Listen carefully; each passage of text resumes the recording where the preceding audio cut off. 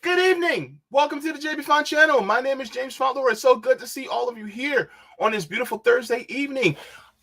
Come on in. Welcome. Ooh, Lord, too bright. Good to see all of you here on this beautiful Thursday evening. My name is James Fauntleroy. I am your host. Oh man, welcome. The Jaybefaunt channel is available on all major podcast platforms. So go ahead and subscribe to me there. Also part of Revolutionary Blackout Network. So if you guys would like to, you guys can catch me on Sundays, Tuesdays, and Thursdays. And thank you so very much for joining me today.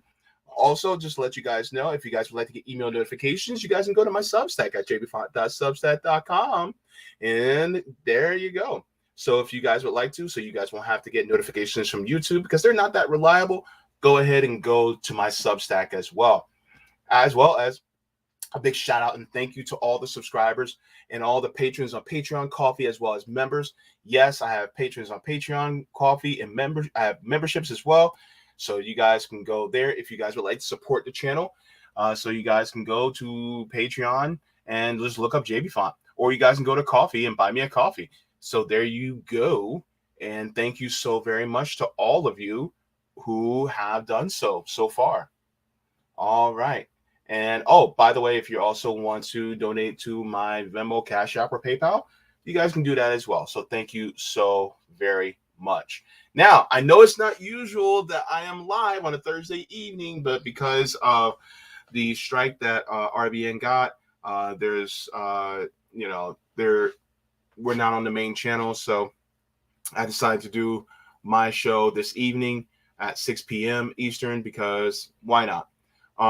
Also, if you guys would like to give RBN some support, you guys can go to the RBN Long Beach channel. I know they're doing some shows on there. It's just not as it's not the same as being on the main channel, but at least for right now, you guys can go ahead and support the Long Beach side. So you guys can do that as well. I would like to say hello to everybody that's in the chat. And so let's go. So first off in the chat, we have Wicked Sin. Good to see you. Wicked Sin says hi. And then we have Giant Anime Fan says hello. Good to see you all already in the chat. As well as, let me see here. Now, let me check on the Rockfin side. All right. All right. So, what are we going to be talking about today? So, the things we're going to be talking about today is a couple things.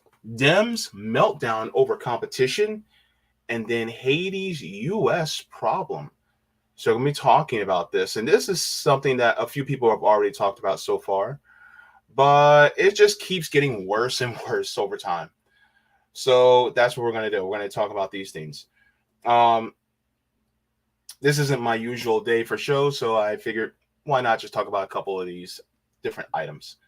So one of the things that we're going to talk about is the Dems melting down. This is interesting because it feels like there's this thought that if somebody somehow has any competition against somebody in the Democratic Party that's on the left, it's like, wait a minute, you guys can't do this. It's like there's this obligation that we just have to let the Dems have this, and then maybe just one day, someday in the future, we won't be able to do it. And that's wild. That's wild to me because it doesn't make any sense. So let me do this here. One of the first people that we see is Kyle Kalinske, right? And Kyle Kalinske had some things to say. And I just want to break down the critique of what he said because this is silly in my eyes. His critique is misplaced. And so, yeah,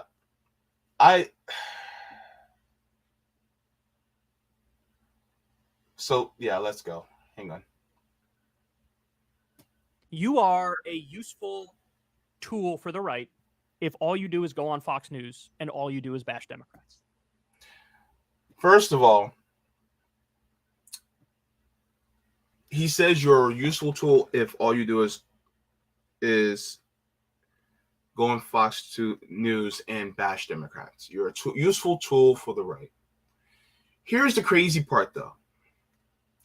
The people who he's referring to, because I know he's probably referring to people like Jimmy Dore and people like that. My thing is, they're the only ones that are actually handing out the invitation.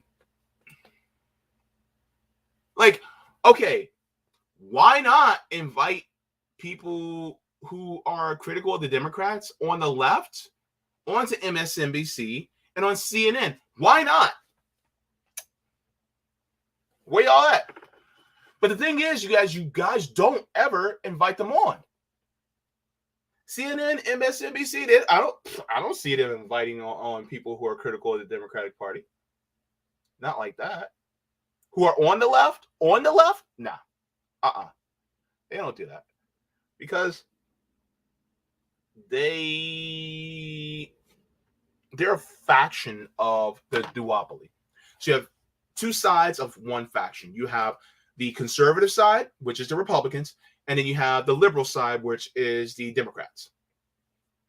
So Fox News will cover one side of the duopoly, whereas CNN, MSNBC, they will cover the more liberal side.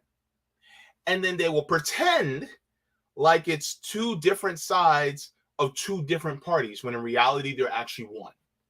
Right? This is why I call them the Demo-Republican Party. Right? So what Kyle is saying is, oh my God, if you go on Fox News, you're going for the other side.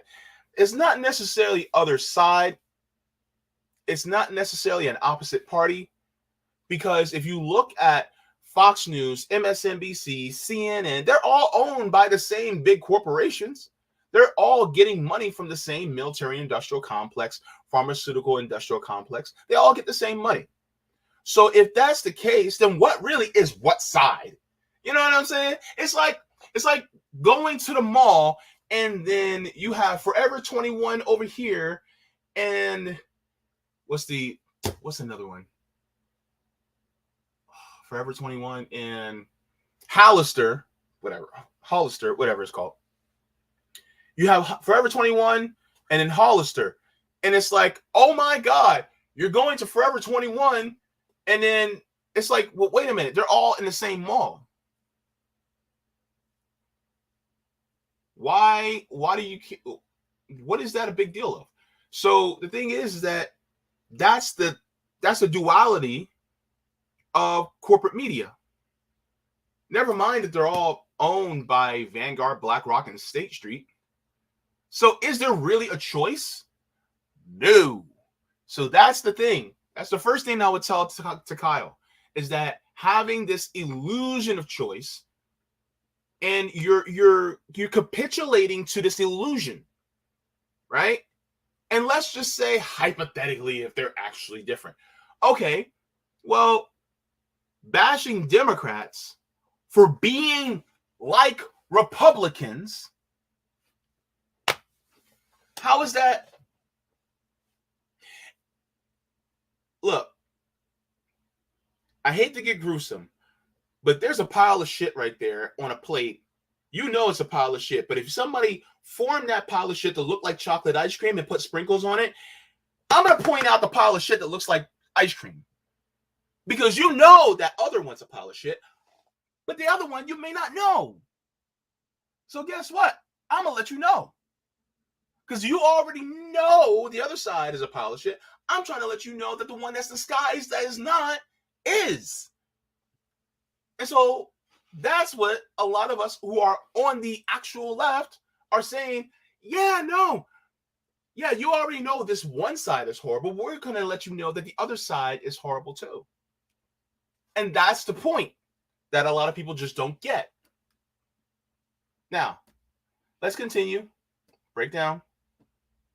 Because there's a difference between what your politics are nominally, which is the label you give yourself, versus what you are effectively, which means how does your political commentary impact people in your audience or people who are listening to you, right? So, wait a minute. Aren't you supposed to have those consistently? I'm sorry, but this is sounding like private position and public position. Am I wrong? Because that's what this sounds like to me. It sounds like a private position, a public position. Who said that before? Sounds like Hillary Clinton. I have a private position, I have a public position. That's what it sounds like. Now, if I'm wrong, Kyle Kalinske, please let me know how I'm wrong. But that's what it sounds like. It's like your nominal position. Nominal? Wait, what does the word nominal mean? Hang on. Let me look this up. What does nominal definition mean? Because you say this of let's see, nominal, it says it's an adjective. It says a role or status existing in name only. So if you're saying nominally, that means that you only appeal to these positions in name only. I'm like, nah, son. It's lit, and you need to put out literally what your positions are, not nominally.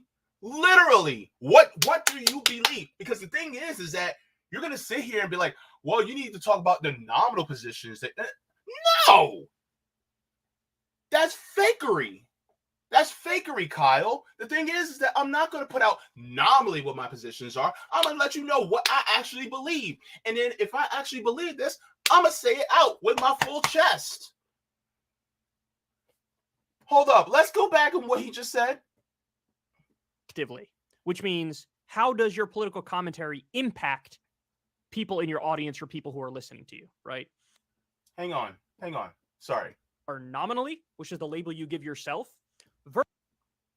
Okay. Which is the label you give yourself versus what you are effectively, which means how does your political commentary impact people in your audience or people who are listening to you, right? But you do that by telling them the truth. Am I wrong? You just be honest with people. Just be honest. There is a strategy in being honest with people. Look, people don't like being BS'd. That's what they don't like. And they don't like, this sounds like he's recommending politician-y speak, double speak. Now, I could be wrong, but that's what it sounds like to me at first. Hang on. And you can go on with all the best intentions in the world. And I'm an ardent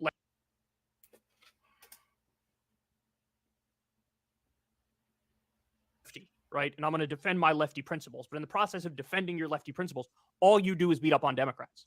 Well, you might nominally be a lefty, but effectively, you're just telling a right-wing audience what they want to hear. And no, you're not. Actually, you are telling the left and liberals what the truth is. That's what you're doing. You're telling them what the truth is. Yeah, so what if the right actually likes to hear that? So what? The thing is that, look, you're showing that the liberals or the Democratic Party is no different than the right. That's what you're really showing. And so, if you're telling the truth, just because one side is like, yeah, okay, but you're telling the truth. And the thing is, I'm not going to sit here and omit the truth just because you feel like a side, which doesn't really exist, is actually better. Let's continue. And feeding into their narrative and into their delusion that Republicans are better than Democrats, even if you don't believe Republicans are better than Democrats. But if 100% of your criticisms are just against Democrats, that's what people are going to hear whether or not it's what you mean. But this is why you actually let people know that they're the same. This is why you inform people that the GOP and the Democratic Party are two peas in a pod. They're the double side of a coin. That's when you let them know that. You see, the thing is that you have to give people grace into understanding nuance.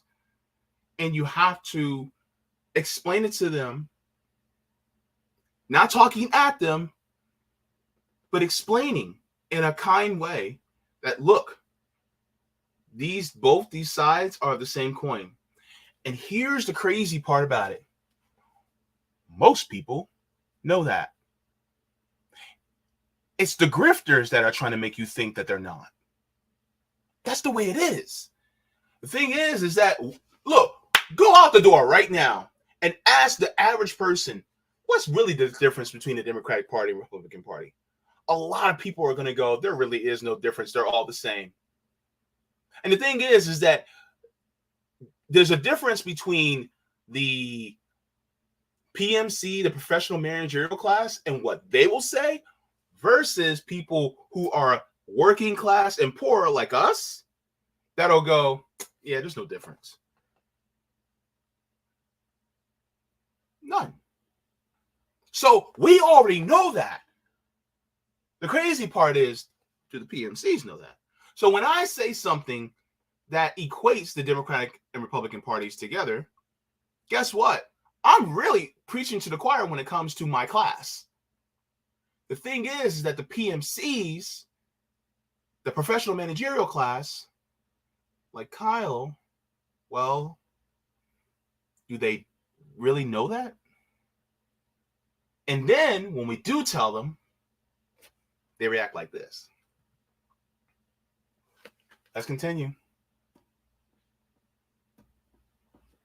So you have to be very aware of not just what your nominal political label is, but what your effective political label is. Where, like, what kind of an audience are you attracting? Who are you making not along an agreement? You don't want there to be misunderstandings about what you actually believe and who you actually support. And if you just go on Fox News and just beat up on Democrats, people are going to get the misimpression you're sort of de facto defending the Republicans, or at the very least saying they're a lesser evil. No, we're not. No, we're not, Kyle. The thing is that just because we talk about one and not about the other doesn't mean that we're saying one is lesser evil. That's really a binary thinking that has plagued especially the liberals and PMCs throughout, the last 30, 40 years. Is that if I talk against Democrats, that means I must be a Republican. What about just listening to what I say? The thing is that the working class, the actual working class, we all know this. And especially if you listen to me long enough, you'll know that I am nowhere near the right. So it's like, what? Come on now, Kyle. You know.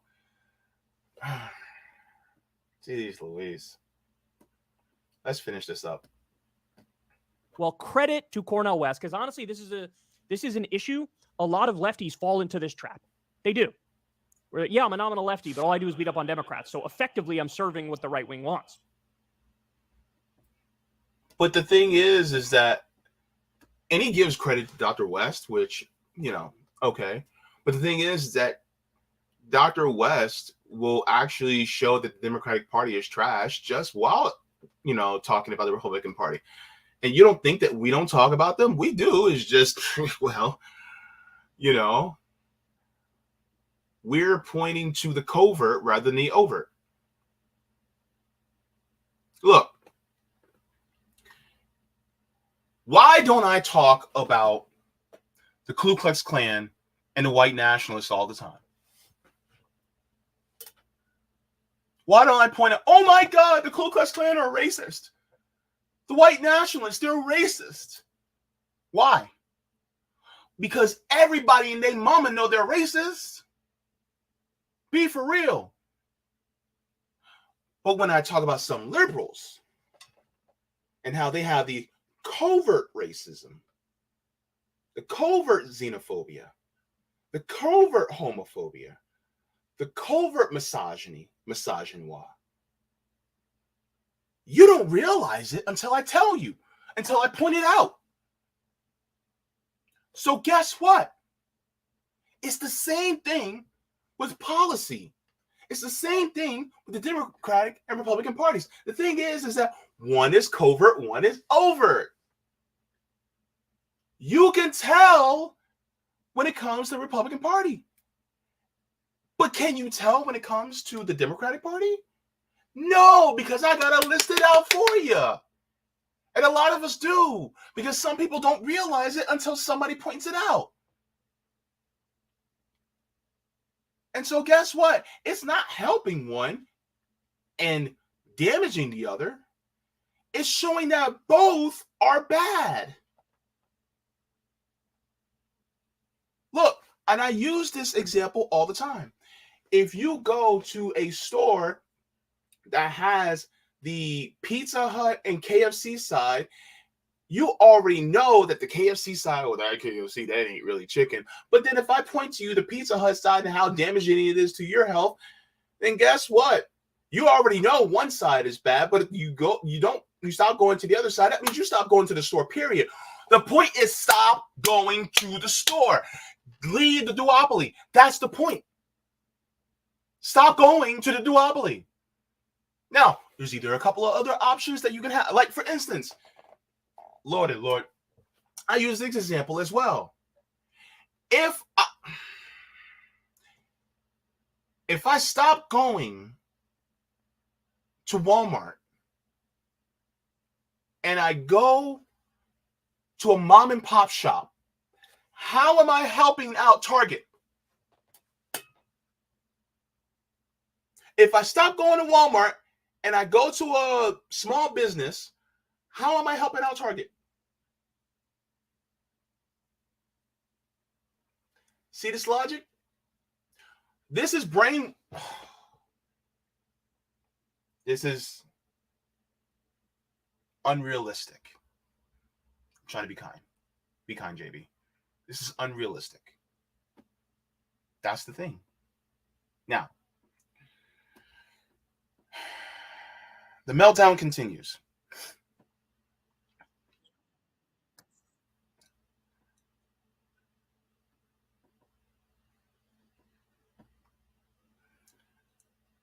A lot of people are reacting to this video between Dr. Cornel West and Anderson Cooper.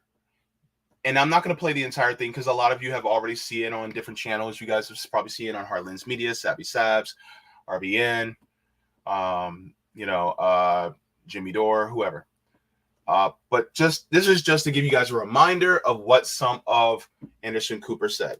I want to ask you, Senator Manchin up in New Hampshire tonight, he seems to be testing the waters there. He says the parties are too far to the left and to the right. What do you think of his politics? Well, I just read the pamphlet Common Sense, and my God, they had the audacity to rename that after the great Thomas Paine's revolutionary pamphlet of January 10th, 1976, that was critical of all forms of hierarchy in the name of the dignity of those fly stone called everyday people. I don't think that the No Labels Party, with their hundreds of $million flowing already, are fundamentally focused on what I'm concerned about, which is the plight of poor and working people trying to come to terms with the cop cities. Why do the critiques of the cop cities trying to come to terms with striking workers, be they in Hollywood, be they in Amazon, be they at UPS, coming to terms with the echo side, with the fossil fuel companies, steel, corporate greed running out of control. We're at a moment now, my brother, where if we don't come to terms with this massive callousness and indifference to the plight of poor and working people, we're going to lose everything. The planet, democracy, qualitative relations with each other. That's how life and death, like our situation is, my brother. Very much so. You know the concern, certainly. I mean, you've been asked this question a million times from a lot of Democrats and Republicans against Trump that a third-party candidate like yourself could siphon votes away from President Biden. David Axelrod recently tweeted saying in 2016, the Green Party played an outside role in tipping the election to Donald Trump. Now with Cornel West as their likely nominee, they could easily do it again. Risky business. Now I know you said you don't believe Jill Stein made that big a difference in the vote count in 2016. In Michigan, Pennsylvania, Wisconsin, her votes did exceed Trump's margin over Clinton. So how do you answer that critique that you will be siphoning votes away and potentially leading to a Trump victory? They speak as if voters on the left or anybody that's even within an inch to the left owes the Democratic Party their vote. You don't owe them. And the crazy part is, like I said in my analogy, if I don't shop at Walmart and if I decide to go to a little mom and pop shop instead, how in the world am I giving my sale to Target? And this is like saying, by not shopping at Walmart, but by going to a little mom and pop shop, I'm damaging Walmart. Well, I don't care if I damage Walmart, but my money's not going to Target. My money is going to the little mom and pop shop. So why are you shaming me for giving money to Target when my money is not in Target's cash registers and that it's in the little mom and pop shop cash register? My money went to them. Why are you shaming me for something that I actually didn't do? I did not give money to Target. I gave money to the little mom and pop shop. Now, if Walmart ends up going down, it's because of their own hubris. It's not my fault. I'm not giving money to Target. I'm not giving money to Walmart. That little tiny mom and pop shop, they're the ones who got my money. But you're mad because I'm not owing it to Walmart. And I use the example because Walmart's blue, Target's red, right? And I'm just going to a little mom and pop shop that's independently owned, right? So why are you coming after me? Oh, because you think that I owe you the vote. I owe you my business. I don't. And I don't care if I live in a swing state. I'm in Florida. I'm still going to go to that little mom and pop shop. So what?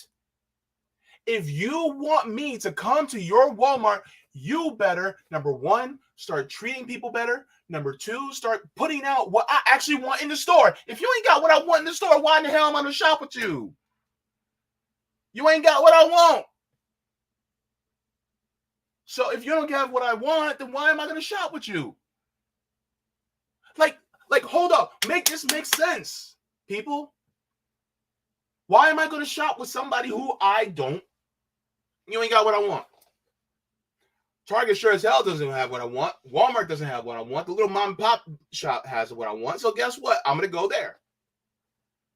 And yet, it's my fault that Walmart goes under? Change your merchandise, bruh. That's all you got to do. But you don't want to.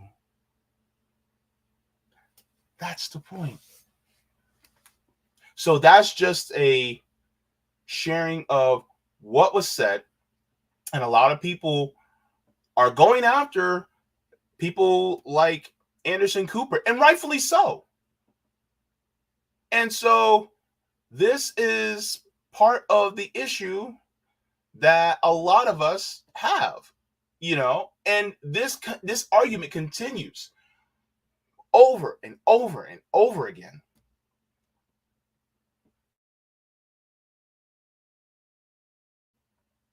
And so whenever somebody talks about someone running third party, you get this argument constantly. And it's actually a little bit early, the time is actually a little bit early because typically you'll have this around the time of the general election. But they're doing this early. You want to know why? Because it's Dr. Cornel West.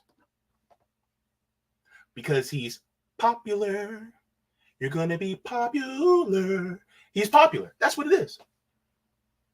And so now they have a very popular third-party candidate that people are like, oh gosh, oh gosh, oh gosh. When in reality, you should be like, oh yes, oh yes, oh yes.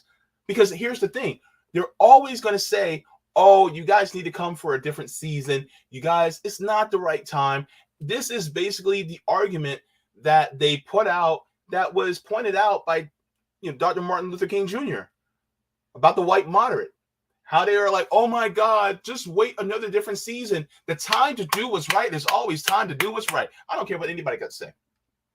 And people are like, well, we need to be strategic. Why am I going to be strategic by going to a party that is slightly to the left of a Republican Party that's on the right? Why am I going to be strategic to go to them? That's not strategic. In fact, I will argue this. Going to the Democratic Party is going to the Republican Party. You're giving votes to the right. That's what you're doing. And I'm not even, big on voting anymore. Like, for me, it's like, okay, take that couple of hours or so, go in and vote. But your real task is to unite, your class together, is to get together with your fellow community members and workers and to, help teach and grow, provide mutual aid and all these things. This is what the number one thing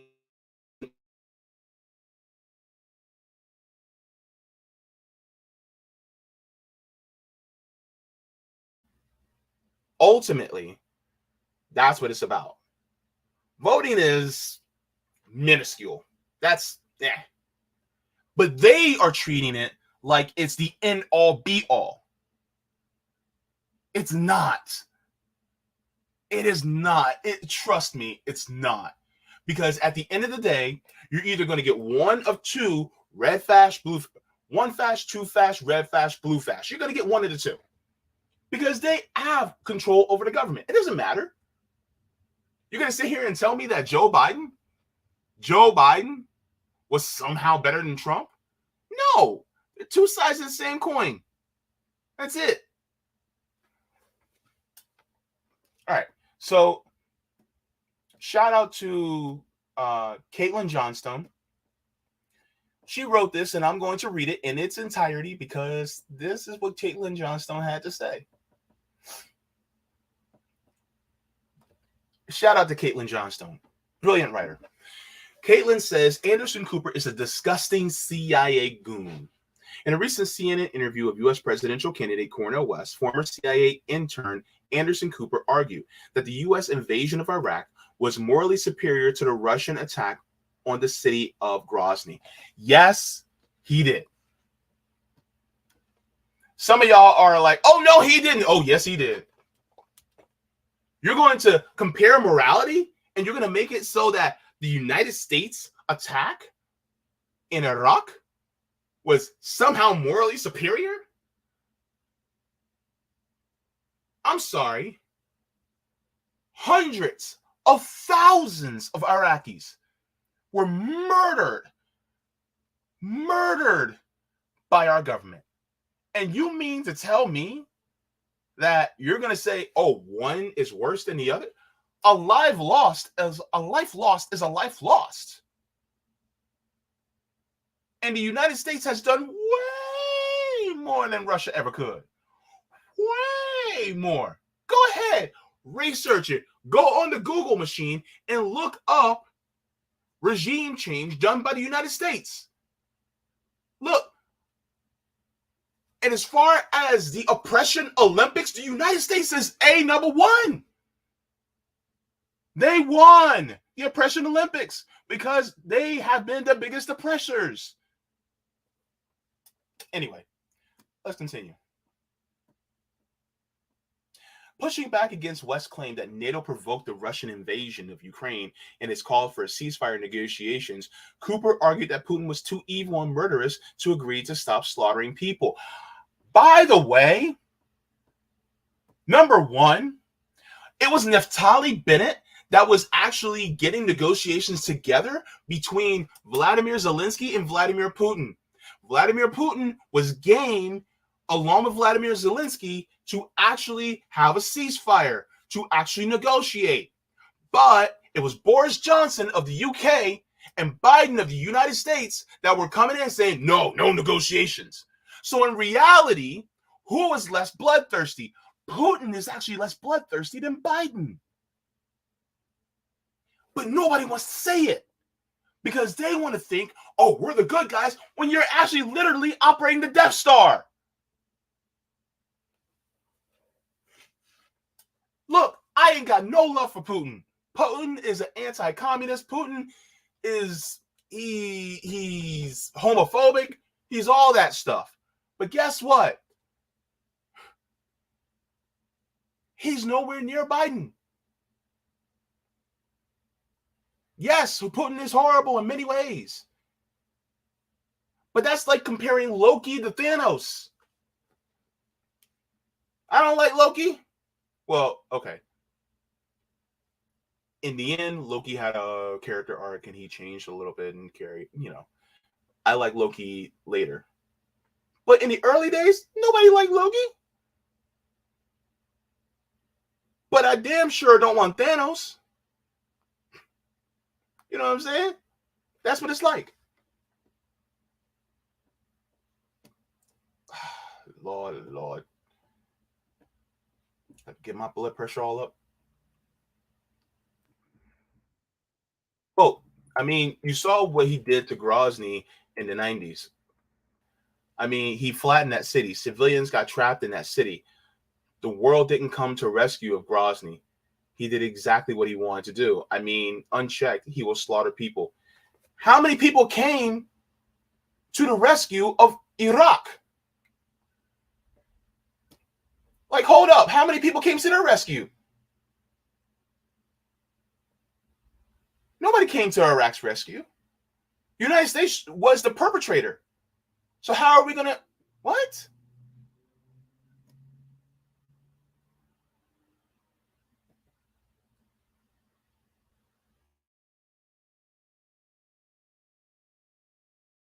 Unchecked. What we did in Iraq was slaughtering people unchecked.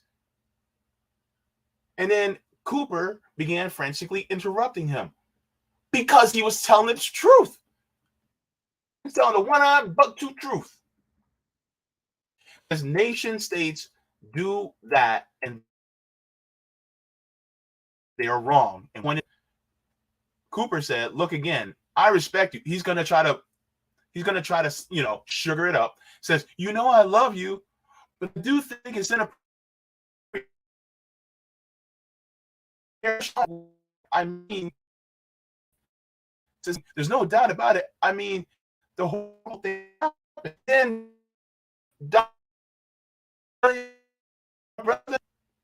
like, bruh, are you really gonna compare these?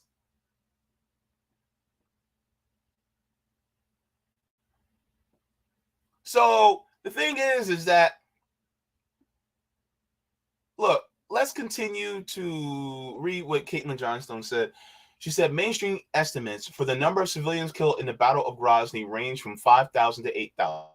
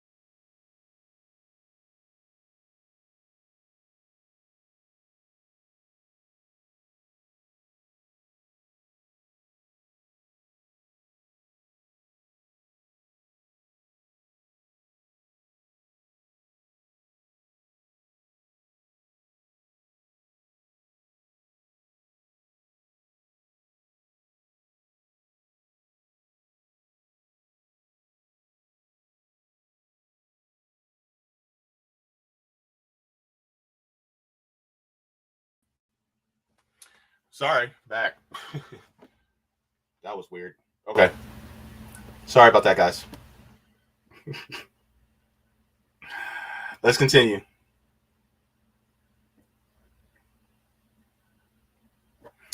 Okay, so mainstream estimates for the number of civilians killed in the Battle of Grozny range from 5,000 to 8,000. Estimates for the number of people killed as a result of the Iraq invasion range into the millions. One of the single battle in one city, the other was a years-long nationwide war which plunged the entire region into violence and chaos. Cooper is correct that it's inaccurate compared to, but he's obviously incorrect that this is because the Iraq invasion was less depraved. And so, look, that's what it is. It is, he's saying as less depraved, when in reality, it was more. Think about the kind of mentality you would need to have to feel like it's legitimate to claim a U.S. war for power and profit is more superior to a Russian attack which killed far, far fewer people. Think of all the things you'd have to hold as true in order to make that make sense in your mind. For one, you have to believe that the U.S. only uses its military for noble reasons and with noble intentions. For another, you have to believe that your own government only kills civilians by accident, while other governments only kill civilians because they are evil monsters who enjoy committing war crimes. It would probably also help that perspective make sense if you believe that Arab lives are worth a tiny fraction of what white lives are worth. This paragraph right here, Caitlin Johnstone nips it in the bud, baby. Because the thing is like, who lives matter more to you, Anderson? Who lives matter more to you? It's just like when we talk about the lives of Palestinian people and how their lives and how they have a right to defend themselves, and yet people will say, well, no, but Israel. And I'm like, look who is doing genocide against who? It's like, have y'all forgot about apartheid South Africa? This is basically the same thing. And y'all are basically on the wrong side of history again.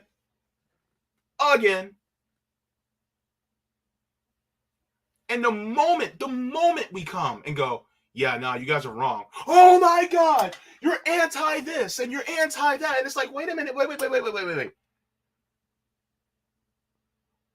The people who are darker in hue are actually being massacred.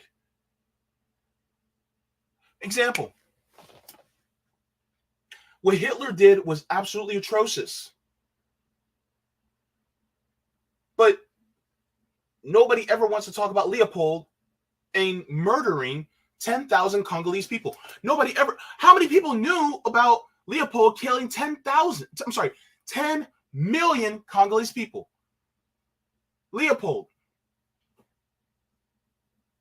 And if you didn't, look it up. Go on the Google machine, look it up. But the thing is that nobody really wants to talk about it. Let's talk about the millions of people who died at the hands of the United States and Britain pre-colonial times. Let's talk about it. Because guess what? Hitler got his notes. He got his cliff notes from the United States. Let's talk about the indigenous people that were slaughtered by the United States. Cliff notes to Hitler. So the thing is that a lot of times people will take the lives of somebody who is this color and say, oh, well, you know what? That was horrible. But when we die in the millions upon millions, well, yeah, it's not that bad. Or when it does happen to a small minority of white people, it's atrocious. But when it happens to black people, You know what I'm saying? All right, let's continue. Said Cooper immediately followed West's appearance with an interview with Democratic Party swamp master James Carville. So I'm not going to read the entire thing, but the link to this is also in the description. But I'm telling you right now, I'm going to show you what James Carville said, because he's also on my thumbnail.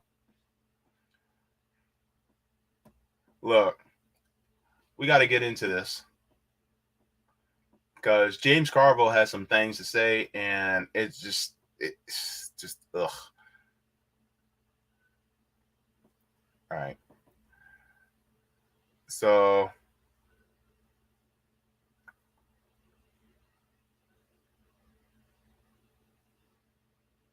okay. All right. So I'm going to show this. Shout out to KSWQB for this as well. Lord, case study. I don't know how you endured this, but you got some endurance, boy. You got more endurance than a camel in a desert. All right, let's go. Here's what James Carville has to say. You hear Dr. West? What is your reaction to what he had to say? Do you think he rejects the term spoiler candidate. Do you think he could be? Well, first of all, he's obviously a accomplished scholar, academic. He seems to be a very charming man. And he's also a menace to the threat of the continued constitutional order in the United States. And I say that because look what Ralph Nader was directly responsible for the election of George W. Bush, which brought about this horrific Iraq war and this horrific economic downturn. Actually, it wasn't Ralph Nader that led to the election of George W. Bush. It was the United States Supreme Court. I'm going to say that much. I can't say much more because I'll get taken down by this platform. But the major hand in W being elected was the U.S. Supreme Court. Look it up, baby. It's all in there. So James Carville, wrong. Let's continue. Turn we had, among other things. Jill Stein, who's his campaign manager, is almost certainly an agent of the Russian government. Wrong number 2.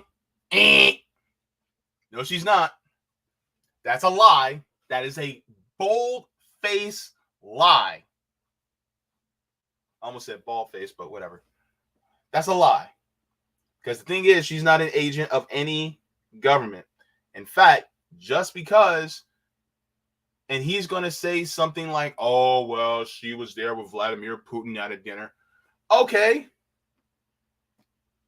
And yet, the guy who you helped get into office, William Jefferson Clinton, was on the list for people who went to Epstein's Island. I don't see or hear you talking about that, James. You don't believe me? Somebody at home, Google photo, General Flynn, Vladimir Putin, Jill Stein. Yeah, and go ahead, look up the photo, Donald Trump, Hillary Clinton, and Bill Clinton wedding. She was hosted by the Russians prior to her running in 2000. Oh, she was hosted. Yeah, and Donald Trump hosted Bill and Hillary Clinton. What's your point? 2016. So, people are going to have to decide, do we want to continue under our Constitution? Because Donald Trump is telling us that very clearly, is bragging about the fact that he doesn't want to live under the Constitution anymore. And it's very clear that the only thing that Dr. West's candidacy can do is help elect Donald Trump. That's also a lie. Why? Because Dr. Cornel West is trying to get himself into the White House, not anybody else. The mom and pop shop exists for themselves. That's the problem. That's the problem that James doesn't get here.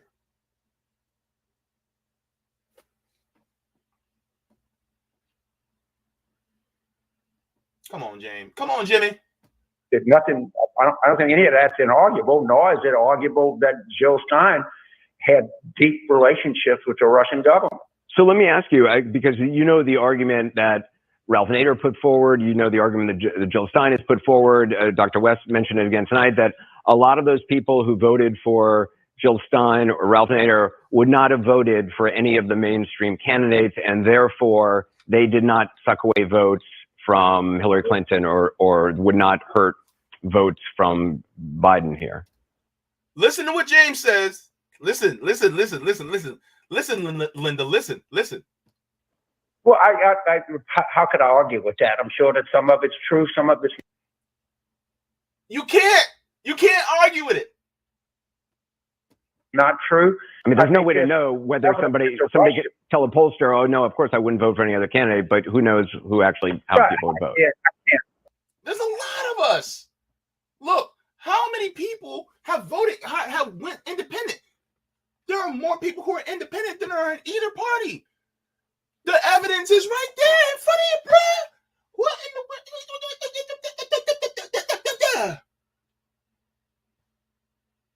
See, here's the hubris of people who are in either party. Oh my God, I can't imagine people just leaving both parties and going independent. Guess what? Guess what, chicken butt? It's true. Because we see through it. Oh my goodness. This dude, oh my good. Look, Fire Marshal Bill is getting on my damn nerves with this. All right, let's continue. I can't disprove that, nor what I want to. But what I do know, there was Russian help that were telling black voters in Detroit to vote at the wrong place or to vote on Wednesday and not Tuesday. That's also a lie, because Russian interference, what has been disproven. Just go to Aaron Monte for that. So Russiagate was really just a big old lie, and yet they continuously carry this lie throughout. That I do know. Let's continue. What Jim says. Good Lord. Can't believe I got the same name as this guy. I do know that Jill Stein was in Moscow, was sitting with General Michael Flint, with Vladimir Putin, was on Russia. There's a lot of people that have been in Moscow. So what? He's trying to connect people to the Russian government. TV from Red Square, attacking the United States itself, and I do know, I'm told that attacking the United States. So, wait. So criticizing the United States is attacking it. Criticizing the United States is attacking it now. See, this is, oh gosh, this is the let me stay kind. Stay kind. His campaign manager, and it's the same outfit that cost us the election in 2000, could have very well cost us the election in 2016. And I'm just sitting here with a clear present warning: don't fall for this. Do not fall for this. Only bad can come about this. See, here's the delusion. Somebody like James Carville automatically thinks that there actually is a difference between the Republican and Democratic Party. What James doesn't want you to know is that there's really no difference between them. They just want to keep you under the illusion that there is a difference. It's like,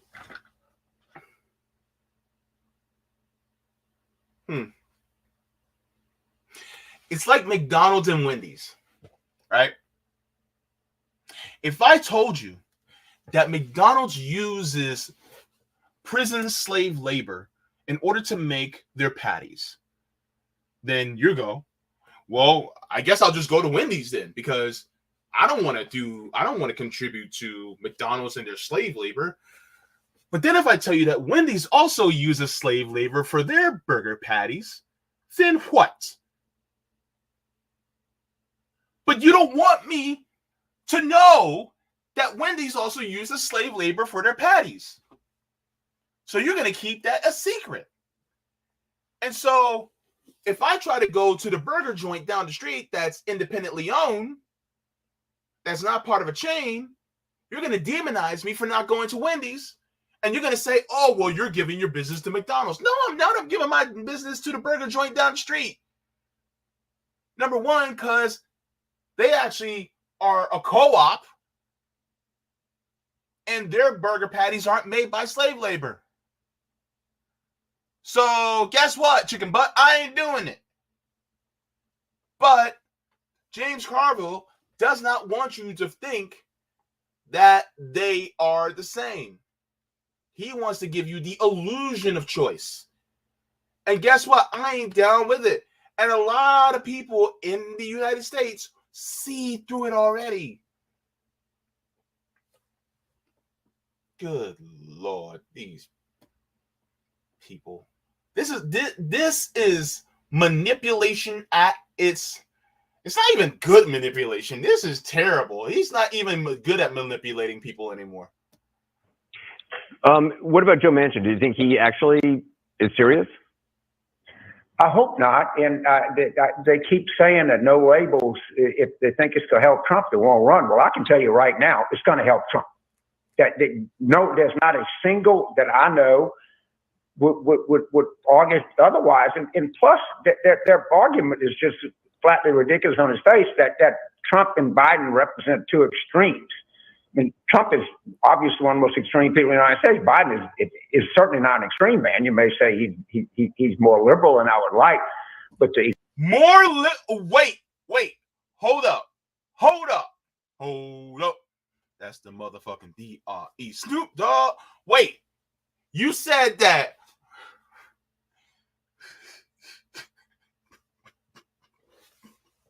He said Biden is more liberal than he would like. Wait a minute. James, Jimmy, Jay, you said Biden is more liberal than he would like? Wait, did I hear that correctly? That's weird. The same guy, the father of mass incarceration, is more liberal?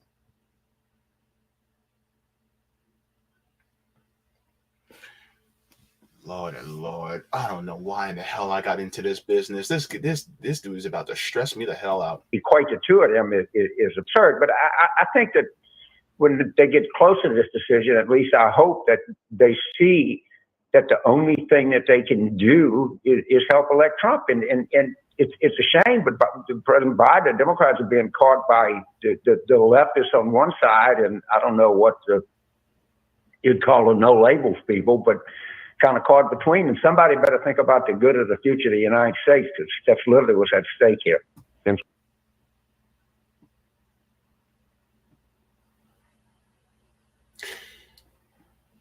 Meltdown. Operation Meltdown. This is an operation. It's an operation to get you to think that there's a clear choice. If I took a quarter and I painted one side red and I painted the other side blue, what's the difference between the quarter?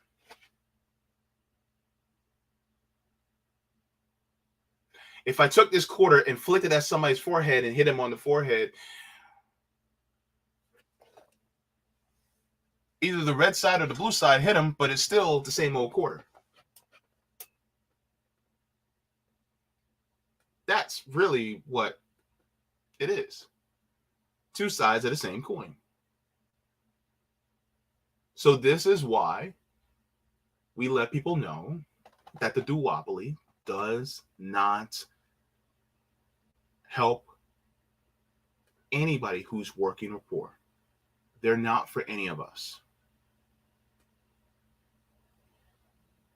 They're only there for a specific small minority of people who are in a class that is super rich or even affluent. And that's what it is. The problem is they don't want you and me to know it. And this is why a lot of us are now going independent. And I'm saying that it's not just going independent or third party should be the only thing. That's the least you can do. I'm saying is we get out there and build class consciousness with our neighbors, with the people who we associate with in our class, and let them know that we have to do beyond electoral politics. We have to go beyond that. We have to do what our grandparents and great-grandparents and great-great-grandparents did back in the past, where they were at the doors with their pitchforks and torches. They said, hey, we're coming to take back what's ours. You stole wealth from us. It's ours. Give it back, or we'll take it back. Healthcare, that's a right. We're giving it to everybody. Housing, that's a right. We're giving it to everybody. You see, the Democratic Party doesn't want you to do that, just like the Republican Party doesn't want you to do that. The Democratic Party doesn't want you to give everybody health care, just like the Republican Party doesn't want you to give everybody health care. The Democratic Party doesn't want to codify Roe v. Wade into law because they don't want Republicans to codify Roe v. Wade into law. The Democratic Party, they'll say that they want to, but it's always rhetorical. They don't actually really want you to do it. Look at their actions, not their words. Not listen to their words. I can tell you I love you all day, but until I actually prove it with my actions, I don't love you. And what's the difference between somebody who actually tells you that they don't love you and actually proves that they don't love you versus somebody that tells you that they love you, but they don't actually prove it? See? So,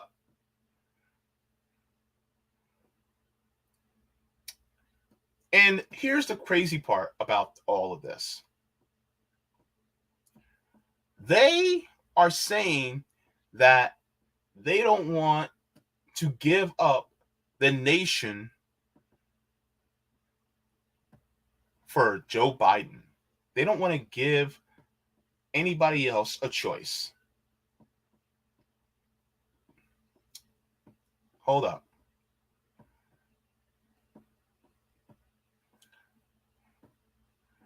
This guy? Thank you.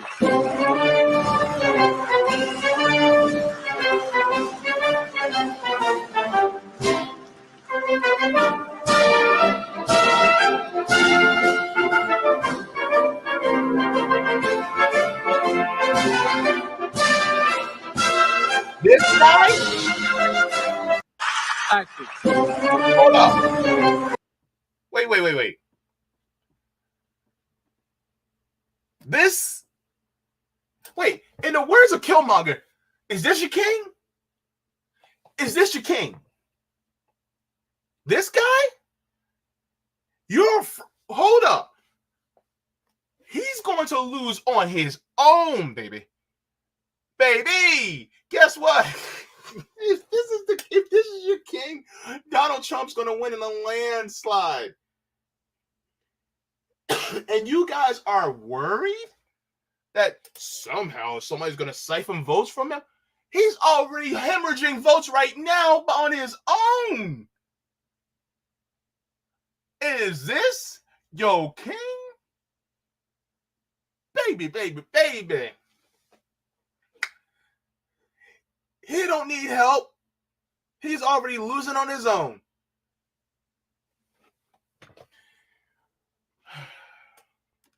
I say he already lost it.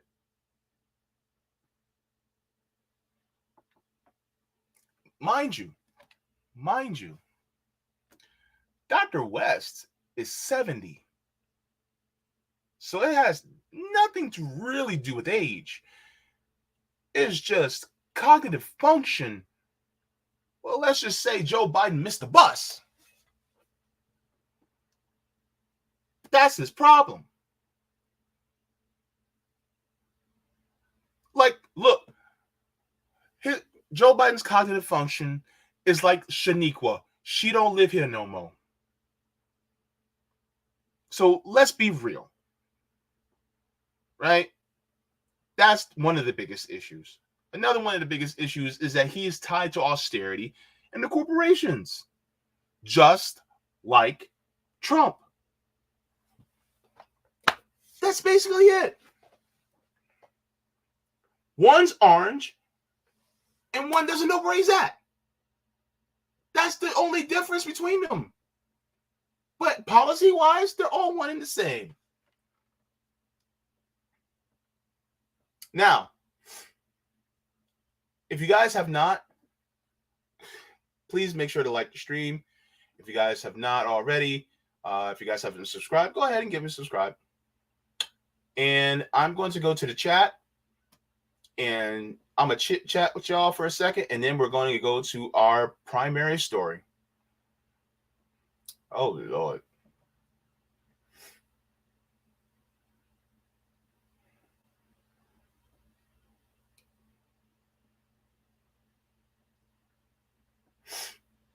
Hey, Notori. I think you're talking about Killmonger. Yeah.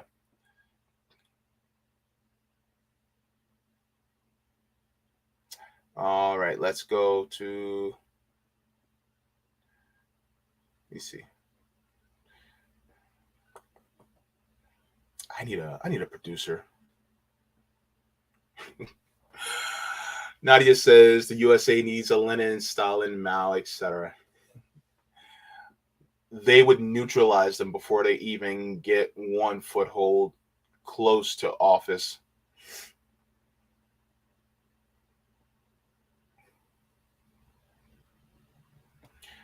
Adam says tax the rich 99% of everything over $1 billion. I'd say seize the money. Yeah, I mean, you can do it through taxation. But also, they should not have any means to steal the wealth and the surplus labor from workers. Nadia says chocolate hands are still sold all over Belgium. That's just horrible, man. Yeah. Yeah, because that's because Leopold was chopping off the hands of Congolese people if they failed to meet the quota for processing rubber. And so he chopped off their hands, and it's sold as chocolate in Belgium. And behind it was the chopping off of African people's hands for failing to meet a quota. That's horrible. That's just horrible.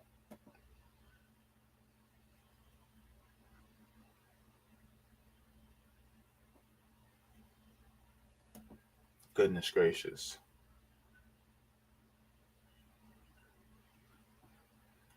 Chip Walter says he almost fell off Air Force One again. And he slipped twice trying to get his footing back. It really looks like elderly abuse.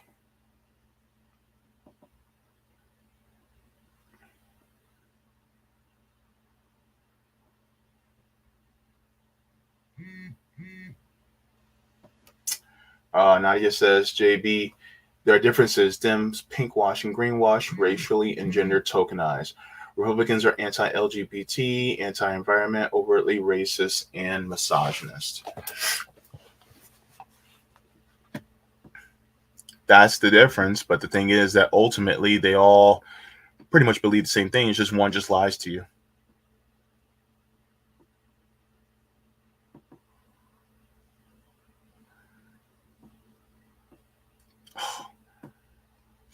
Chip, you wrong for this. Chip, you so wrong. I can't even read that. Oh my gosh. I'm gonna try not to laugh.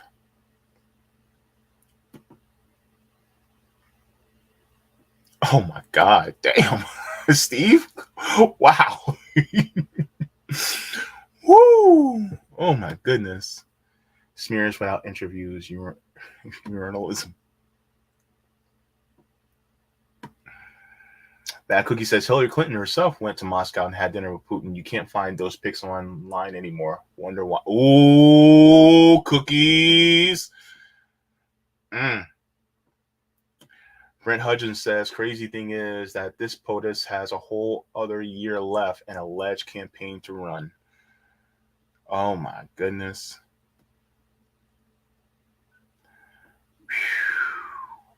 Man. All right, let's continue on to the next story. So this next story I'm going to be talking about, a lot of times people do not give much attention to Haiti, but I'm going to make sure that I do. So Haiti's U.S. problem. Haiti definitely has a problem, and that problem is the United States and the West. So there was, well, you know what? Let's do this. Let's go and talk about the history of Haiti first. It's going to be short, but I wanted to get into this, and then we will talk about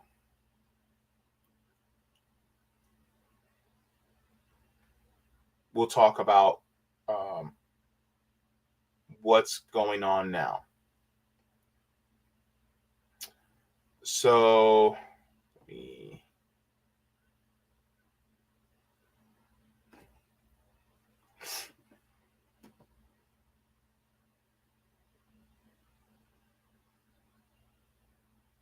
let me go to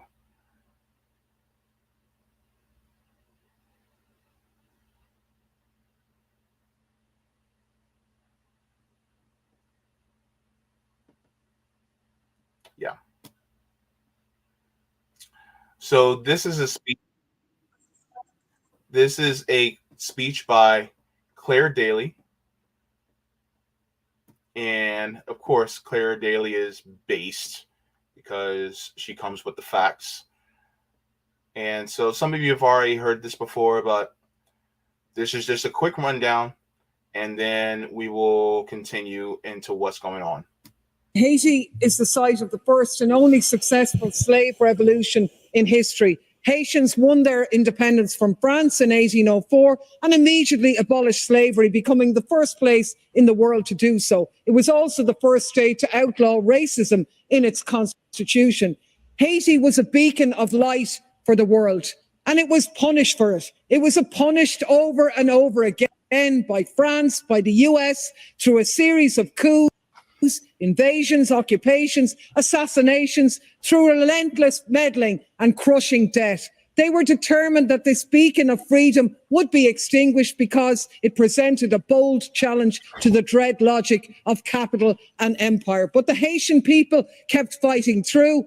Theirs is a light that never goes out. And so it's still being punished. The meddling goes on. If Haiti is a mess, and it is, then Europe and the EU and the US are to blame. If we want to support the Haitian people, and we should, we'll stand up to the US, the world's bully, tell them to get out of Haiti and get out of it ourselves.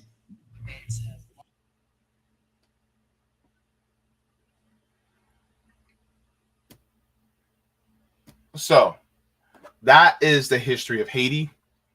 And so there's a lot going on there. And let me share this article with you guys really quick first.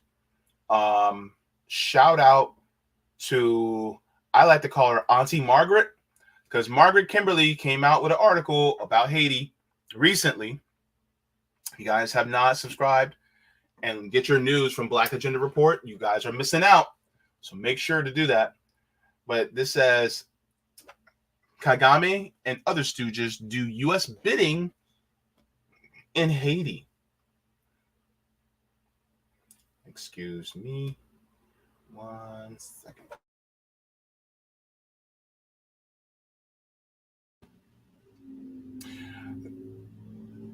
So it starts off, it says, it can be argued that Rwanda's president, Paul Kagame, is the black head of state most useful to the U.S. and its allies.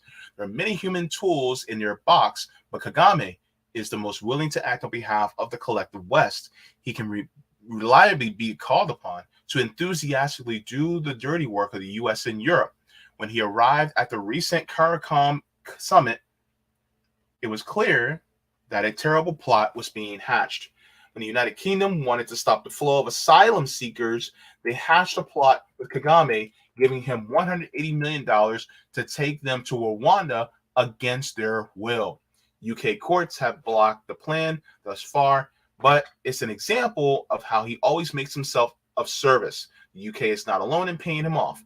Denmark has also been in talks with Kagame to take refugees too.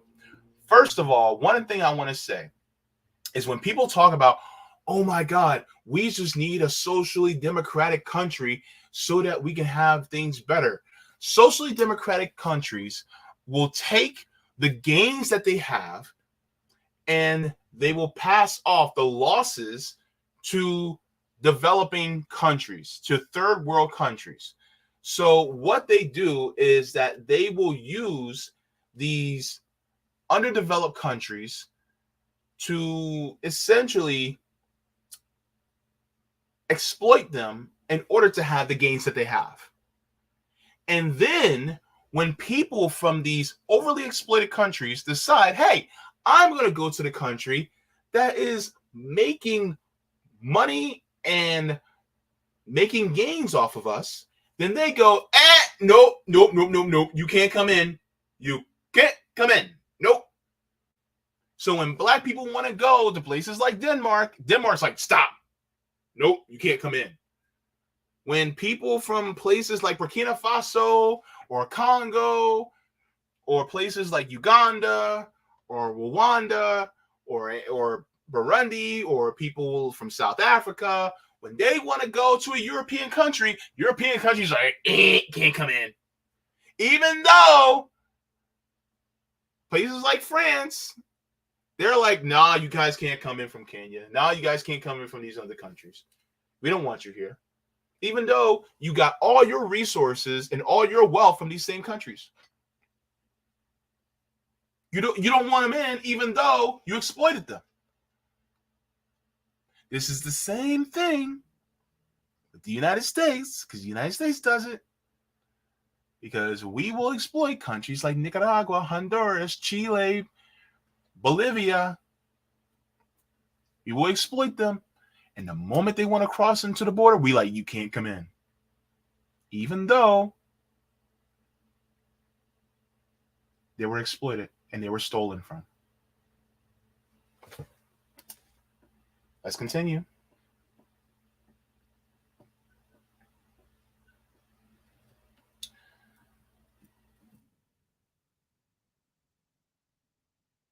As in 2014, Rwanda concluded a secret agreement with Israel to take its African refugees. Something's funny about that.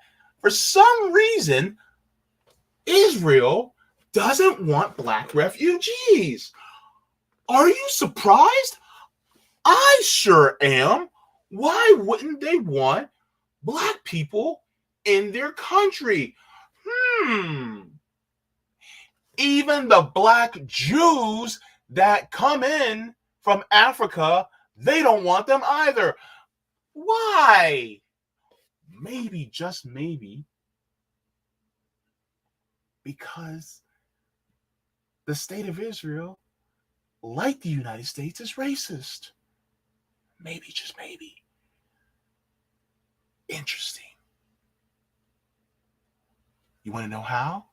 Look at the way they treat Palestinians. Look at the way they treat black people. Look at the way they treat the indigenous.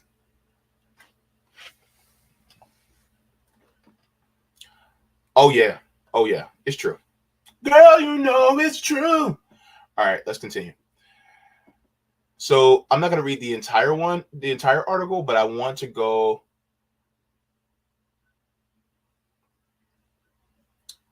to the end.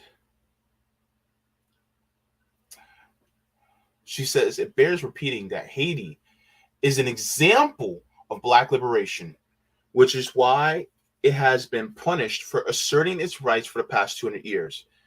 Its people have been subject to invasions and puppet leadership and oligarchs who are in league with their oppressors. No one should be fooled by corporate media who work hand in glove with the U.S. to promote their narratives. They know that the gang narrative is used in eliciting support for the latest act of aggression. So instead of terrorists, they're now saying gangs. They will give the impression that when thousands of Haitians protest for higher wages or make their demands, that they are just an unruly gang mob. They don't reveal that Haiti has no elected leadership and that the Prime Minister, Ariel Henry, was chosen by the core group, or that the United Nations plays a large role in Haiti's subjugation. Likewise, know that the presence of a Rwandan president at the Caribbean summit is proof that an African face is needed to make the case for wrongdoing. The upcoming intervention will be called Humanitarian Corridor, but it will be business as usual in the ongoing project to subjugate Haiti. So this article is really good. Give it some traffic. Auntie Margaret lays it out very well in here. So there is the link to the article as well. Put it in the Rockfin side too.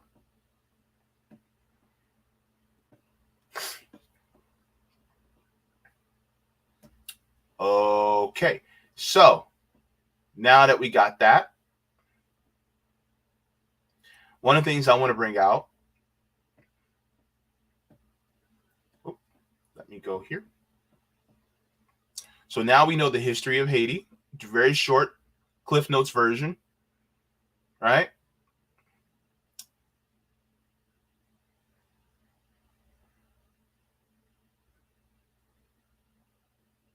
Let's go to how they have been subject to abuse by the United States.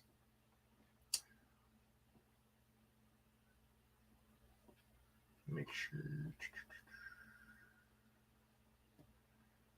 Take that down.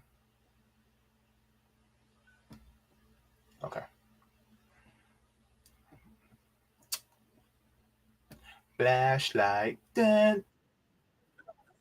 Okay. So this has been going on for quite a while. This is entitled Bill Clinton's Trade Policies Destroyed Haitian Rice Farming. Now Haiti faces post-hurricane famine. This was back in 2016, y'all. Let's go. After the earthquake, and still many people live in makeshift tents because of the earthquake from 2010. But being there in Port-au-Prince and seeing ceremonies with President Bill Clinton, who said there are two critical issues in his life at that time. One was the marriage of his daughter, the imminent marriage of Chelsea, and the other is the reconstruction of Haiti. He was a major force in Haiti. What happened? So first of all, we have to go back when we look at Bill Clinton and his relationship in Haiti when he was president. One of the worst things that he's done that's still hurting Haiti now, especially in the wake of these disasters that keep happening to Haiti, is this policy where he took the excess rice from Arkansas, where he's from, and dumped it in Haiti and used our tax dollars to subsidize it. up until this past recent year, there's legislation that keeps getting knocked off to reverse this policy. Although he apologized for it. Let's go to that apology. Yeah. Yes, in 2010, former President Clinton publicly apologized for forcing Haiti to drop tariffs on imported subsidized U.S. rice during his time in office. The policy wiped out Haitian rice farming, seriously damaging Haiti's ability to be self-sufficient. This is. So first of all, basically making Haiti pay for rice instead of them building their own, planting and cultivating their own. That's basically the equivalent of me having a farm, and instead of me being able to farm and grow my own food, you're forcing me to go to the grocery store to get the food that I could have grown myself.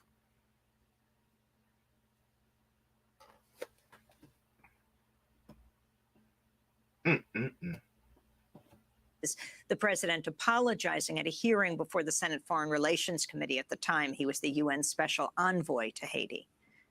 Since 1981, the United States has followed a policy until the last year or so we started rethinking it, that we rich countries that produce a lot of food should sell it to poor countries and relieve them of the burden of producing their own food. So thank goodness they can leap directly into the industrial era. It has not worked. It's maybe been good for some of my farmers in Arkansas, but it has not worked. It was a mistake. It was a mistake that I was a party to.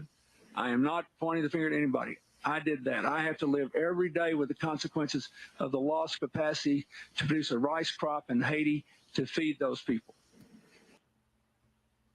It wasn't a mistake. Corporate profits. Your corporatism. It wasn't a mistake. It was a transgression that you did willingly. Anyway, good Lord. Because of what I did, nobody else. That's President Clinton. This practice is still in effect, and Haiti is always getting rice dumped on them. Rice is a staple. There's no reason why Haiti should be importing rice, because that's something that's always, the rice grown in Haiti is much healthier. Ever since this rice has been coming in, there have been diabetes epidemics. People didn't used to have that much diabetes. This is the worst thing that could have happened to Haiti. But did you guys know that?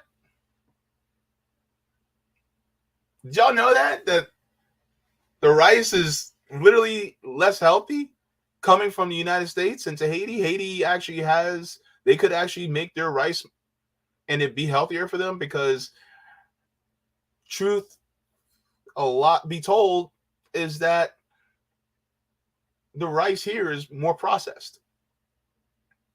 You ever wonder why people in Japan eat a ton of rice and yet their instances of diabetes and obesity isn't that high? They eat rice daily with every meal. And yet they're like this, skinny. There's a reason for it.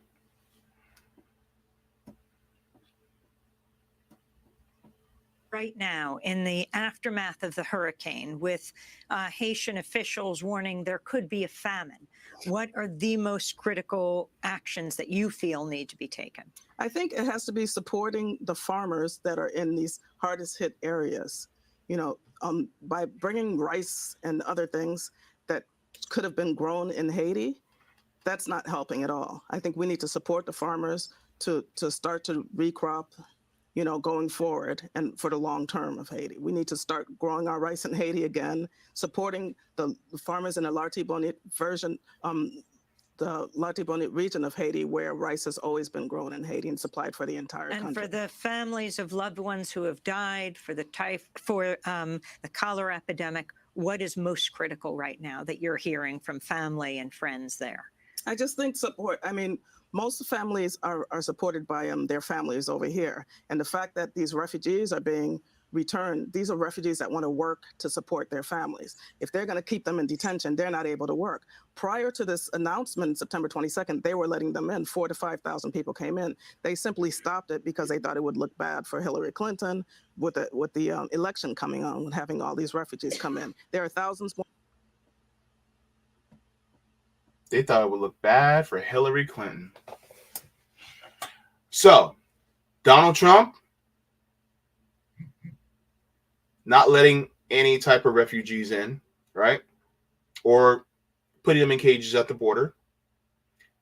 Joe Biden also not letting the refugees in or putting them in cages at the border. Like I said, what's the difference between them? I mean, they look so much alike when you look at their policies. More on the way. Let these people work and let them support their families. Ninaj Raul, I want to thank you for being with us, Executive Director. Yeah. And that's the crazy part. You know, a lot of times people will look at Biden and say, well, he's, better than Trump. But in reality, I mean, they still kept Title 42 in place.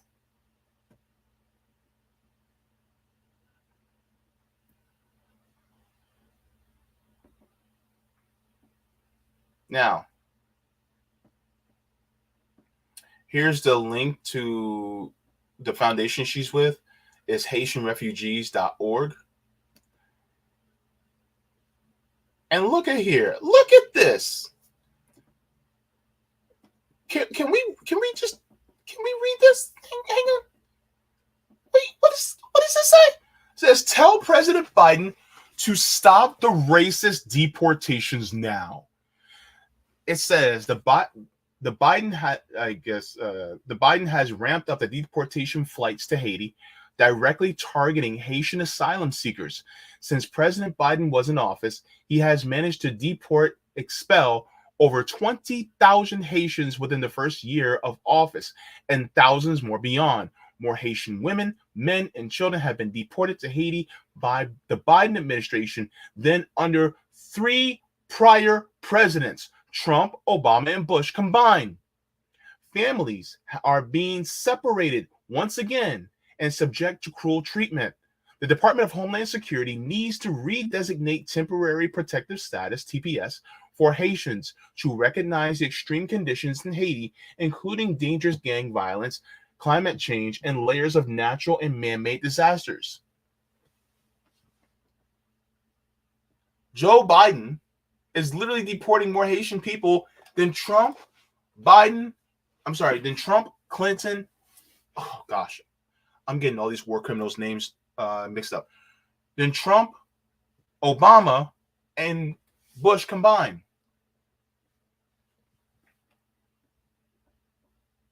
So that's the crazy part. A lot of people don't really know. All right, so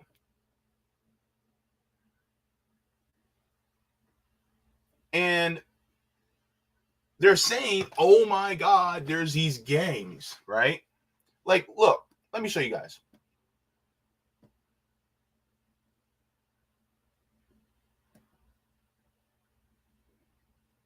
This is from the New Yorker. New Yorker put out this harrowing story. New Yorker, they're liberals. And it's entitled, Haiti held hostage. Gangs control the capital. Foreign help is scarce. It says, Candy and Battle Island nation save itself. And they're talking about it's held hostage. And the crazy part is you want to ask the question, like, why?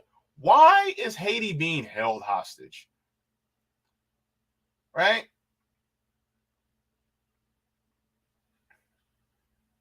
And on top of it, you're like, wait a minute. Also, this is also happening. This is from The Hill. Haiti is experiencing a brush with famine. UN slashes food assistance. Like, the call's coming inside. The call is coming from inside the house, boo. What's happening with people who are struggling with food, struggling with gang violence, the calls from men coming inside the house. Now, why do I say that? Well,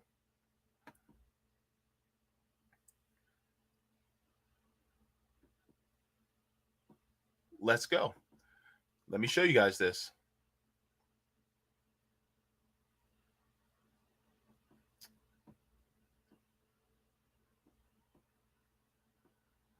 Make sure. All right. Let me share the screen. Let's get it.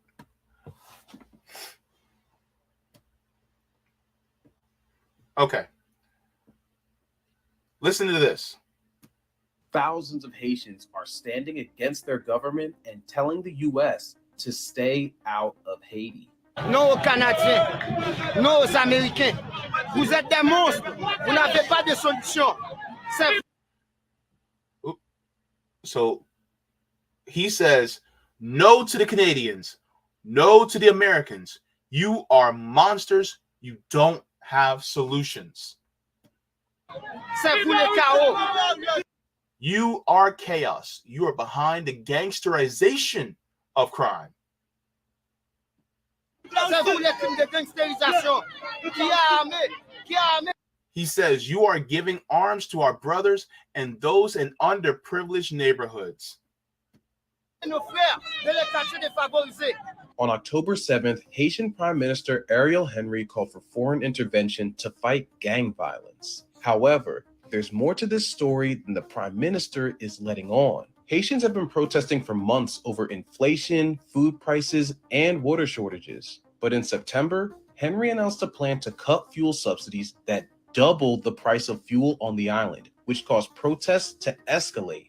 One group even began blocking deliveries from Haiti's main fuel port in protest of the plan. Clearing this blockade is one of the main reasons for requesting foreign troops enter the country. This gentleman says, when you're at the root of the problem, you gangsterize the country. Maintenant, on finit poser problème dans les coins et les recoins du pays pendant qu'on va gangsteriser le pays, on va massacrer moun, on va dilapider moun, on va dilapider les caisses l'État, moun, on va dilapider.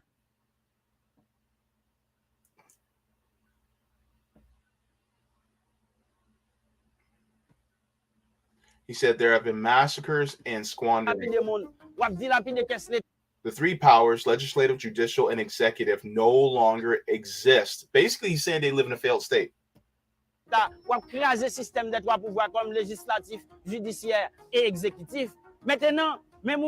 Says as a result, you can no longer be part of the solution.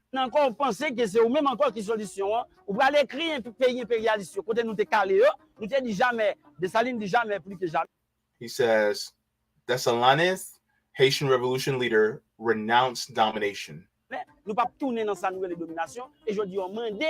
now you're asking for them for military occupation as if it were the solution. But underdevelopment is the product of fierce capitalism. Boom. Keep them destabilized. That's basically what they're doing. That's the problem. This is no different than what's going on in places like Somalia. The United States wants to keep them destabilized so that they can do what they want to their country.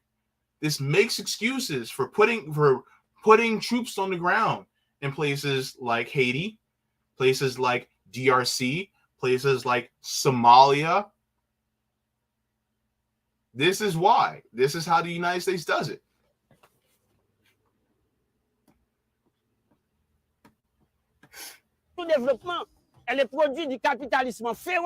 Many Haitians see Henry as an illegitimate leader and have been calling for him to resign. In Haiti, the prime minister is appointed by the president. Former President Jovenel Moïse was fighting to stay in power when he appointed Henry. Days later, Moïse was assassinated.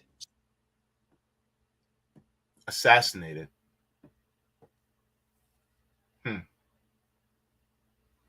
By who? Since then, Henry, with the backing of the US and other foreign powers, has led Haiti with no interim president beside him. The US and Mexico are planning a UN resolution to authorize an international security mission that would allow foreign forces into Haiti. If forces are allowed to enter, this will be at least the 4th time Haiti is subject to foreign intervention. The US occupied Haiti between 1915 and 1934 and returned from 1994 to 2000. In 2004, the US came back again, followed by UN peacekeepers after the ousting of Haiti's president at the time. The UN mission stayed in Haiti until 2017 and has since faced numerous sexual misconduct allegations. This is crazy. Peacekeepers allegedly fathered and abandoned hundreds of children. Some mothers were as young as 11. So some of these UN peacekeepers sexually assaulted young girls. Any wonder why the people of Haiti don't want these people coming back in? Any wonder why? As young as these soldiers coming in, sexually assaulting girls as young as 11 years old, and then these little 11-year-old girls have to give birth to their kids.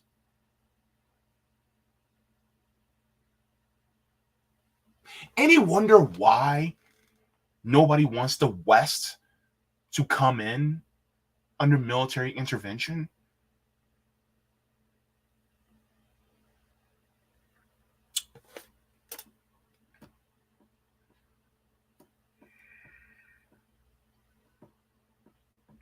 Children.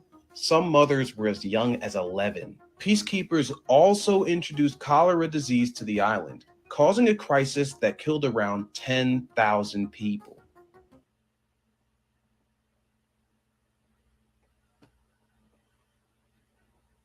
So they didn't have cholera until the peacekeepers came. This is why they don't want them there. Introducing these gangsterization. Basically, it's a radicalization and then giving them the arms to be radicalized, and then they end up causing issues around the country. And so because the United States and the West are the source of the problem, they also exacerbate it by giving the arms to them. This sounds so familiar. What does this sound like to you? Sounds like it's like giving itself a reason to come in and to restore order. Yeah, that's what the West does. That's what the United States does.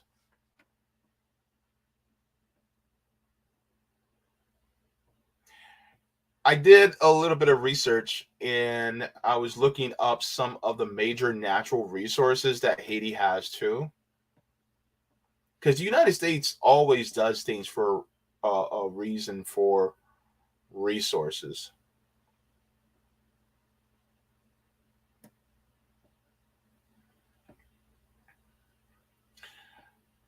So this is under Britannica. This is resources and power. It says gold and copper are found in small quantities in the north of the country.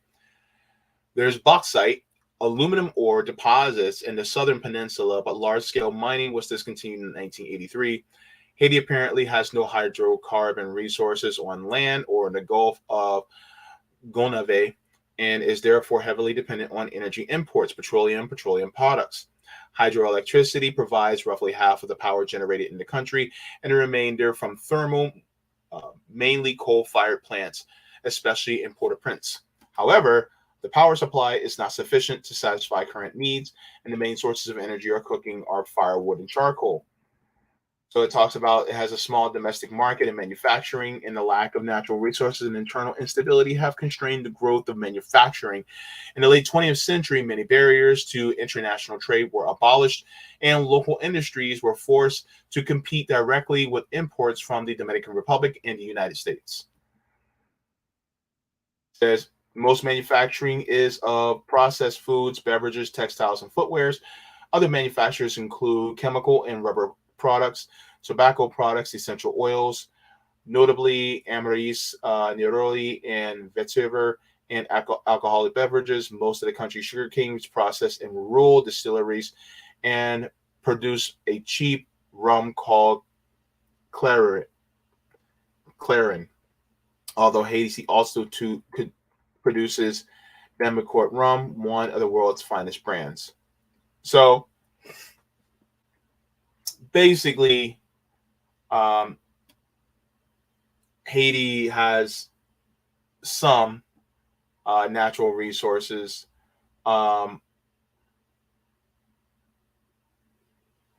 And so, yeah. But one of the things that I also wanted to show was a lot of times when people look at Haiti, they see this place that seems destitute. But I want to share this because Haiti is actually a very gorgeous country. But it just feels like a lot of times when people look at Haiti, well, I'll put it this way. It feels like this is an island paradise that people want to take over, and they really don't care about the people there. It's really about just taking this island nation instead. But it's like we want to get rid of the people. So let me share this with you guys. I'm going to, because I don't know if this music is copywritten or not, so I'm just going to talk through it. But this is a clip that says, "This is Haiti, a paradise unknown." And so this actually shows you guys just the beauty of this island nation. Now,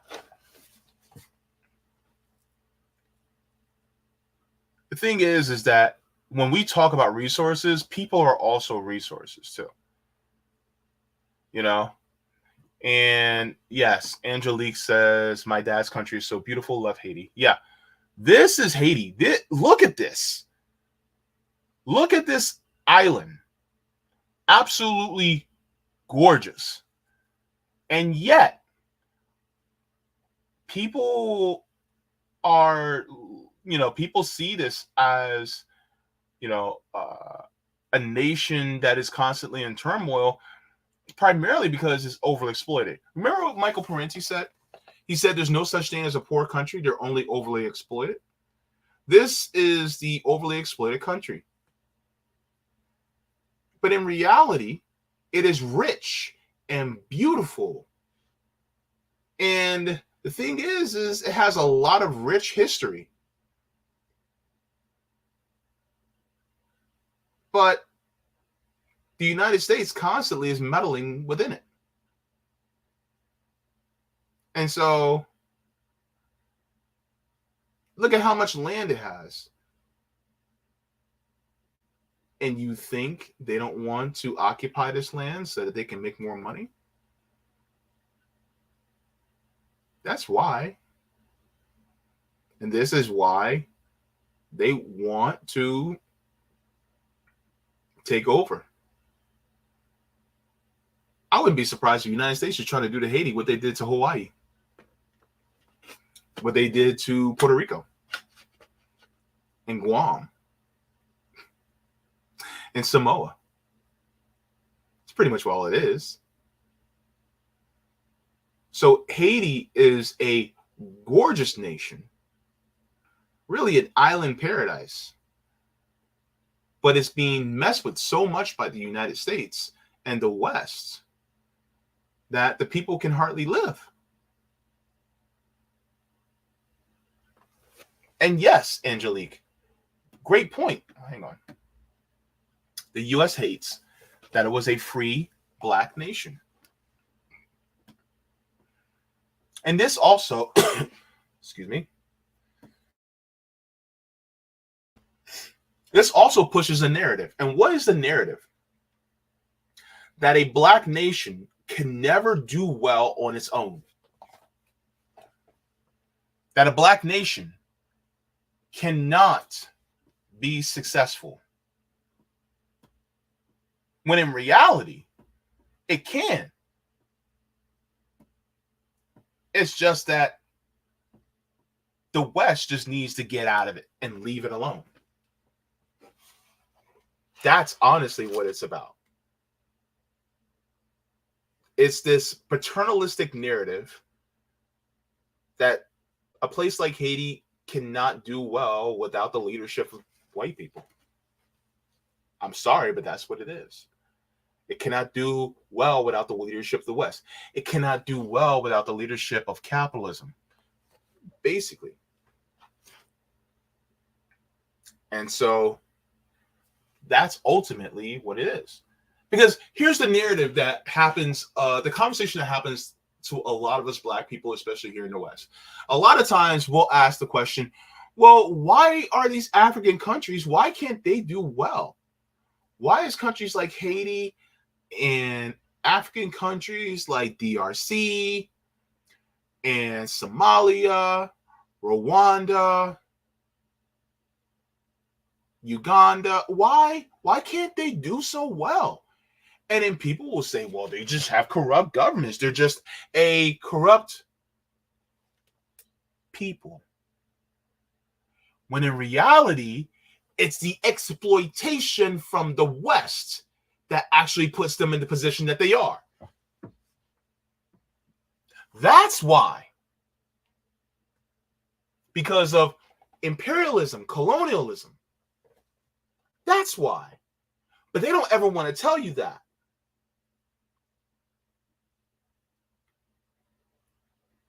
Because they don't want you to know that technically it's their fault. That it's Belgium's fault. That it's France's fault. That it's Germany's fault. That it's Italy's fault. That it's Britain's fault. That it's the United States' fault. That's whose fault it really is. But they don't want to tell you that. Oh, yeah. That's why countries like Haiti are going through what they're going through. This is why, when it comes to solidarity and with workers and the poor, this solidarity needs to be international. Solidarity with not just Haitian immigrants, but people who are still in Haiti. Solidarity with people who are in Vietnam. Solidarity with people who are in Bolivia. Solidarity with people who are in Libya. Solidarity with people, with the indigenous and poor people in Australia. Solidarity with people like them, because it needs an international movement. That's what it is. And that's what they're afraid of. So, did you like the stream? Let me go to the chat really quick. And I'm going to head on out. So,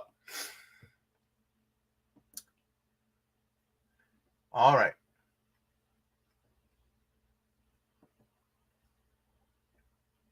Chip Walter says, Haiti is a gorgeous island. Sad facts that the place is truly plagued by natural disasters, just by the bad luck of geography. They are right where the hurricanes usually do hit, plus they have earthquakes. Yes. However, the hurricanes would not be as bad if we didn't perpetuate climate change. You know, I think it exacerbates the problem as well. Quantum Alchemist says, so many dictators they installed to exploit said countries. Absolutely. Cobra Commander says they want the whole world. But it's up to the whole world to say, you can't have it.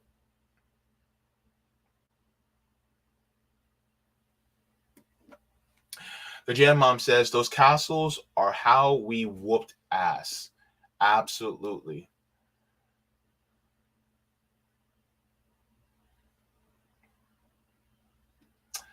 Ilhanar says billionaires just need to get rid of the locals and it be their paradise. Yep.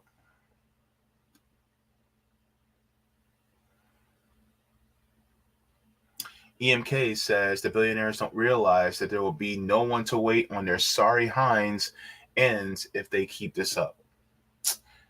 Capitalism hangs itself with the rope it sells us with.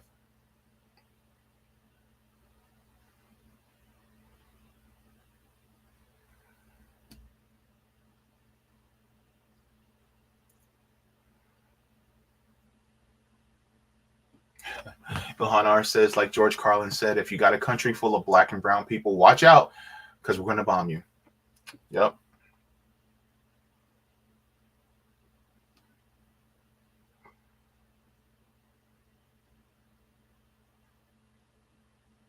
John H. says, I'm still trying to grasp on the exploitation of Haiti from capitalist America. Just focus on the money, and that's how you get there.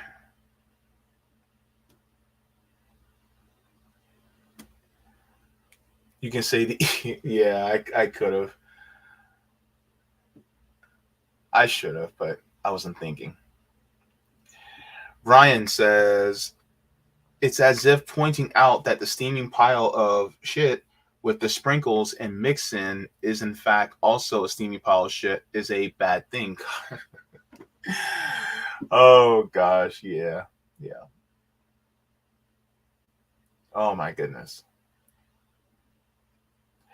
Yeah, that's why I'm gonna be heading out because Sabby's coming on soon. Plus, I want to watch. But yeah, thank you so much. Whoever helped JB out with that rent is too damn high if you're able, comrades. Yeah, JB struggling. JB be struggling. It is hard out here. Let me see. Adam says we should all get together and organize more rallies and protests here and abroad. It's not just rallies and protests. It's also organizing dual powers. It's organizing mutual aid for ourselves and our neighbors. It's also helping each other so that we can continuously have places to live, but also, sidestepping the healthcare system if we can, by, free clinics, sidestepping having to buy food from these supermarkets and, people who may be living in food desert. As well as sidestepping a lot of these transportation companies in many different ways so that, we sidestep them so that, we don't have to depend on them. So that's what it really is. And it's calling to us depending on one another instead of these corporations so that we can also, when it comes to protecting our own neighborhoods too, we also need to learn how to do that too, is protect ourselves. So really is going by the Black Panther narrative, by what the Black Panthers did, by what the Brown Berets did, by what the Young Lords did, by what the Young Patriots did. By going that route, then we also sidestep the capitalist system so that we can depend on ourselves, so that when they try to cut us off, there's really no way they can actually cut us off. So that's really what it's about. But thank you so much, Adam, I just wanted to add to your point on that as well. Good to see you in the chat, Terry Connolly. Good to see you, Mouse SF. Ooh, Kill Your Grigor is coming in. Good to see you. V says, I have not been close to the lava. Oh, yeah. They also, somebody was mentioning how they also have really great,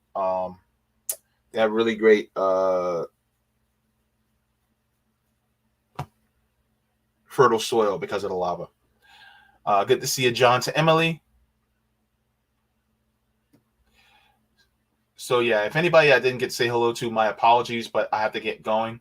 Plus, I haven't really eaten today. I had a smoothie earlier. That's about it. But I just want to thank all of you for tuning in. Tune in for tomorrow. Of course, the newest reading, chapter 2, part 3 of Laziness Does Not Exist by Dr. Devon Price. I'm finishing up that reading, so that will be out tomorrow. So be sure to tune in to that. And that was a really good reading. I can't wait. And then I will be continuing to Asada Shakur's autobiography. So I'll be continuing the reading by this as well. Also, I will be trying to answer the call for the Orlando chapter for RBN. So I'll be getting into that. You know, I've been sick, so please, you know, bear with me on that one. And if you guys would like to, you guys can also subscribe to my Substack. You guys can go to jaybefaunt.substack.com if you guys would like to get email notifications so that whenever I go live or upload clips. So thank you so much for that. And a big thank you and shout out to all the patrons on Patreon, as well as Coffee, members, and anybody that sends me any type of mutual aid through Venmo, PayPal, or Cash App. Those are also in the description down below. So thank you to everyone for that, because you guys are literally keeping me surviving. So thank you so very much. Listen, I will also be doing a stream because RBN right now is in their strike period. So I'll be doing a stream on this channel on Sunday. So be sure to look out for me on Sunday. I'll be doing double duty on this channel. But thank you so very much to everybody for tuning in. Like I always tell you, water your plants, water yourselves. Leave the world better than you found it. Smoke him if you got him, drink him if you got him. If you ain't got him, then watch something hilarious, because joy is revolutionary. And if you're going to vote, vote your conscience. Do not listen to people who are saying, oh, you're going to be giving a vote to this person. No, you're not. No, you're not. Who you vote for, who you vote for. If you decide to vote. If you don't want to vote, then that's fine also as well. But make sure you get yourself on the ground and start organizing your peeps. That's the most important thing other than voting, okay? Voting is small potatoes. The big potatoes is actually class consciousness, organizing, and speaking to your neighbors. So that's what's most important. Also, hands off Haiti. And if you guys can help or give any assistance to people who are in Haiti, go ahead. As well as the link to Haitian Refugees Organization is also in the description below. So please make sure to go ahead and visit that too. So, forehead kisses to every single one of you. See you at Sabby Sabs. Good night, everybody. Woohoo!